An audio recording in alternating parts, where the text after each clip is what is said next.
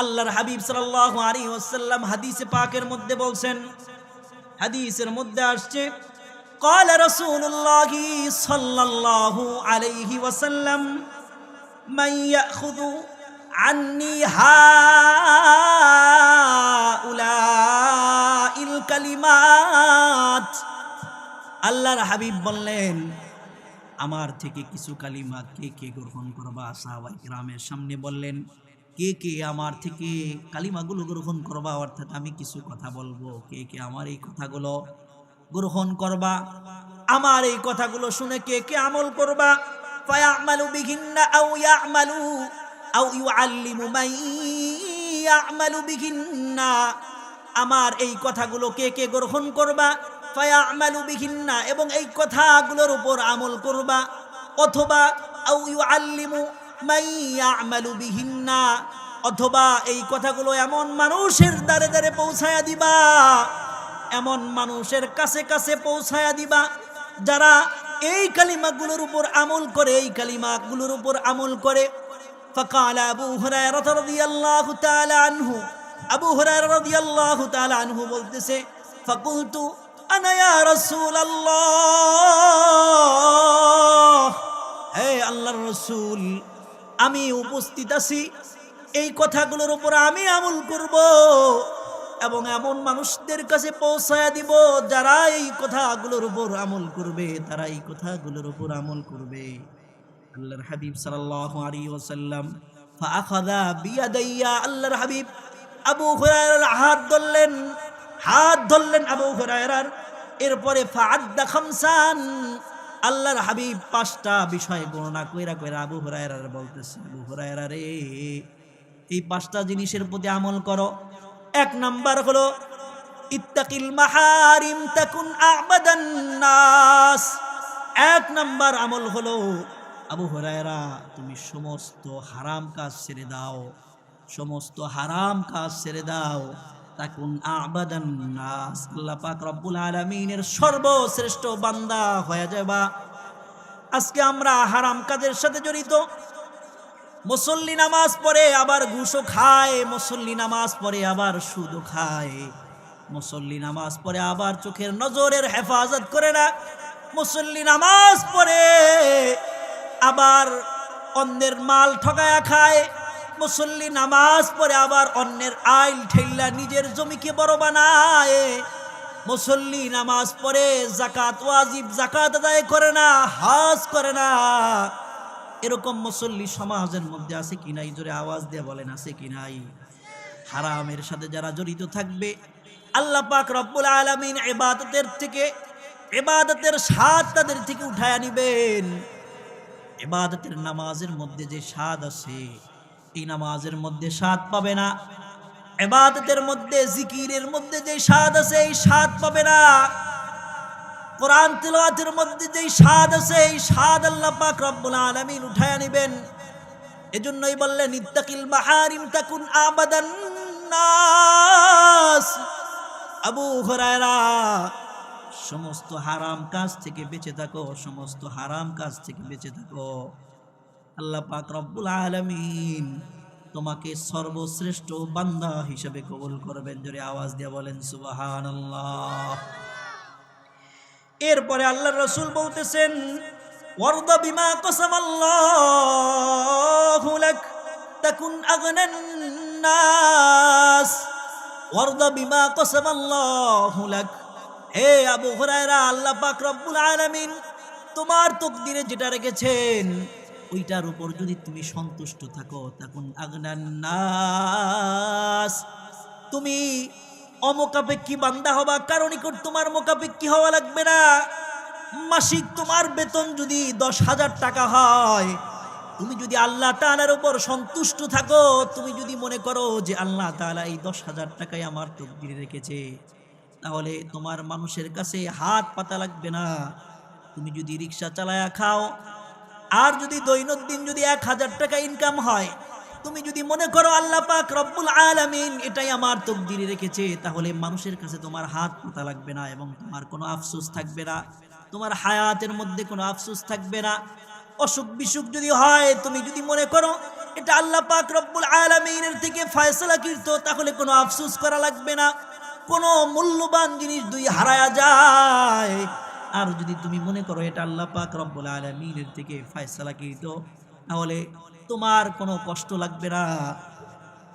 দুনিয়ার প্রত্যেকটা ক্ষেত্রেই যদি তুমি আল্লাহ পাক রব্বুল আলামিনের বিধান মেনে নাও, আল্লাহ পাক রব্বুল আলামিন তোমার তকদিরে যেটা রেখেছে ওই ফয়সালার উপর যদি সন্তুষ্ট থাকো, তাহলে তোমার আর কোনো আক্ষেপ থাকবে না, তোমার আর কোনো আফসোস থাকবে না।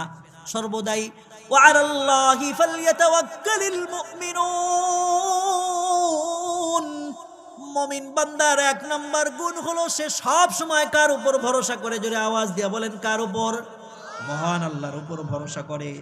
এরপরে আল্লাহর রাসূল বললেন ওয়াহসিন ইলা জারিকা তাকুন মুমিনা, তুমি তোমার ৩ নম্বরে বললেন তুমি তোমার প্রতিবেশীর সাথে সৎ ব্যবহার করো। তুমি যদি তোমার প্রতিবেশীর সাথে সৎ ব্যবহার করো, তাহলে তুমি মুমিন হয়ে কাল কিয়ামতের ময়দানে আল্লাহর সামনে দাঁড়াইবা। কিন্তু আজকে আমাদের হাতের মাধ্যমে আমার প্রতিবেশী কষ্ট পায়, আজকে আমার পায়ের মাধ্যমে আমার প্রতিবেশী কষ্ট পায়, আজকে আমার কথার মাধ্যমে আমার প্রতিবেশী কষ্ট পায়, আজকে আমার আচার ব্যবহারের কারণে আমার প্রতিবেশী কষ্ট পায়। আল্লাহর হাবিব সাল্লাল্লাহু আলাইহি ওয়াসাল্লাম প্রতিবেশীর এত গুরুত্ব দিয়েছেন। আল্লাহর হাবিব বলছেন, যখন তুমি রান্না করো তখন তোমার ঝোলকে বাড়ায়া দাও, যাতে করে তুমি তোমার প্রতিবেশীকে একটু ঝোল দিতে পারো। কিন্তু আজকে দেখা যায় আমাদের কথাবার্তা ওঠা বসার মাধ্যমে প্রতিবেশী কষ্ট পায় কিনা, কথা বলেন? তো প্রতিবেশীকে কষ্ট দেওয়া হারাম, প্রতিবেশীকে কষ্ট দেওয়া যাবে না। আজকে আমার পাশের বাসায় প্রতিবেশীর মেয়ের বিবাহ, ভালো একটা ফ্যামিলির কাছে একটা ছেলের কাছে বিবাহ হবে, কিন্তু এই প্রতিবেশীর ভালো আমার সহ্য হয় না। আমি ওই ছেলের বাসায় গিয়ে ওই ছেলের বাপের কানে কানে বইলেছে যে কার মেয়ের সাথে ছেলে বিবাহ করাইতেছো, অমুকের তো চরিত্র ভালো না, অমুক মেয়ের চরিত্র ভালো না, অমুক মেয়ে এতটা প্রেম করেছে, এত জায়গায় সম্পর্ক করেছে। এরকম লোক সমাজের মধ্যে আছে কি নাই? অথচ ওই ব্যক্তি ৫ ওয়াক্ত নামাজ পড়ে দোয়া করে, আল্লাহ উত্তম একটা পাত্রের ব্যবস্থা করে দাও যার কাছে আমি আমার মেয়েকে তুলে দিব। কিন্তু প্রতিবেশীর হক ছিল আপনিও আপনার প্রতিবেশীর মেয়ের জন্য ভালো একটা পাত্রের ব্যবস্থা করে দিবেন, কিন্তু আপনি করলেন কি? ভালো পাত্র ঠিক হয়েছে, সেখানে আপনি ভাজি দিয়া, সেখানে আপনি কথার মাধ্যমে তাদের কানে কানে বদনাম কইরা বিয়াডারে ভাইয়া দিলেন। আছে কি নাই? সমাজের মধ্যে আছে কি নাই? অনেক যুবকরা আমাদের কাছে বিভিন্ন সময় দোয়া চায়, হুজুর বিদেশ থেকে আসছি, ছুটি ৬ মাস, মেয়ে দেখতেছি, বিবাহ করব। মেয়ের সব কিছু, দুই পরিবারের মধ্যে কথাবার্তা সব কিছু ঠিক হয়ে যায়, তারিখও ঠিক হয়ে যায়, কিন্তু কি যেন এক অজানা কারণে বিবাহ ভেঙে যায়, বিবাহ হয় না, বিবাহ ভেঙে যায়। কারণ কি? তালাশ কইরা দেখা যায় যে পাশের বাসার নিজের আত্মীয় স্বজন অথবা পাশের বাসার লোকজন ওই মেয়ে পক্ষের কাছে যায় গ্যাঞ্জাম লাগায়া দিছে, মেয়ে পক্ষের কানে কানে যায় বলছে যে কার ছেলের সাথে মেয়ে বিবাহ দিচ্ছ, ওই ছেলে তো গাঁজাখোর, মদখোর, সুদখোর। কথা বলেন, এরকম লোক সমাজের মধ্যে আছে কিনা?